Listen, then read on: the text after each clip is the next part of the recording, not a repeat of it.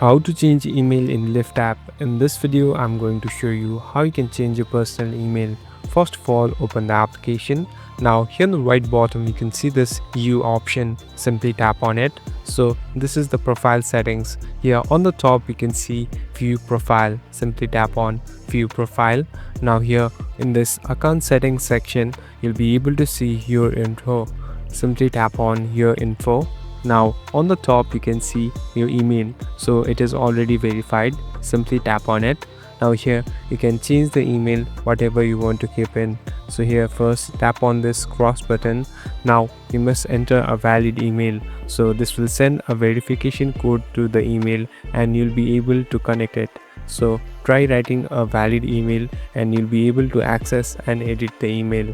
Thank you for watching this video. I hope this video will help you.